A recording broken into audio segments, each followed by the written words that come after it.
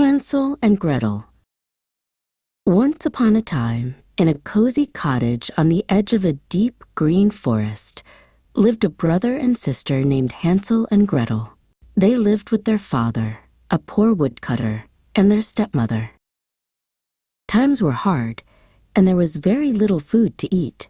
One night, the stepmother told the woodcutter, "We must take the children into the forest and leave them there.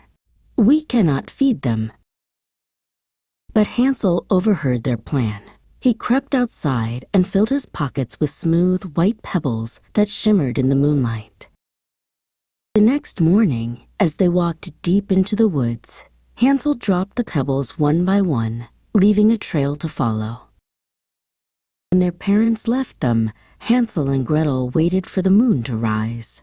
The pebbles shone like silver coins, and the children followed them all the way home. Their stepmother was furious. That night, she locked their bedroom door so Hansel couldn't gather any more stones. The next day, they were led even deeper into the forest. This time, Hansel had only a crust of bread, which he crumbled in his pocket to make a trail. But alas, the hungry birds of the forest saw the crumbs and ate every single one. When the moon rose, there was no path to follow. Hansel and Gretel were truly lost. For 3 days they wandered, until they saw a magical sight. In a clearing stood a cottage made of gingerbread, with a roof of cake and windows of clear sugar. "Let's have a taste," said Hansel. He broke off a piece of the gingerbread wall, and Gretel licked a sugary window pane. Suddenly, a sweet voice called from inside, "Nibble, nibble, little mouse, who is nibbling at my house?" The door creaked open, and a very old woman with a pointy hat appeared. "Don't be afraid, dear children," she said with a smile. "Come inside and rest." But the old woman was a wicked witch. She grabbed Hansel and locked him in a small cage. "I will fatten you up and eat you," she cackled.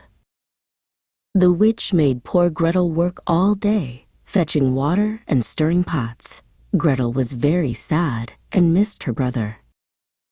Every day the witch would say, "Stick out your finger so I can feel if you are plump." But clever Hansel held out a thin chicken bone instead. The witch grew tired of waiting. "I will eat him today," she shrieked. "Gretel, climb into the oven and see if it's hot enough." "I don't know how," said clever Gretel. "Can you show me?" The grumpy witch bent down to look inside the oven, and with a mighty push, Gretel shoved her in and slammed the heavy door shut. Gretel quickly unlocked the cage and hugged Hansel tightly. "We're free," she cried. They looked around the witch's cottage and found chests filled with sparkling jewels and gold coins. They filled their pockets with the treasure and ran out of the candy cottage, leaving the wicked witch behind forever. After a long journey, they saw their own little cottage in the distance. Their father ran out to meet them, his eyes filled with tears of joy. Their wicked stepmother was gone. And so Hansel and Gretel and their father lived happily ever after, with the witch's treasure to keep them safe and warm, and they never went hungry again.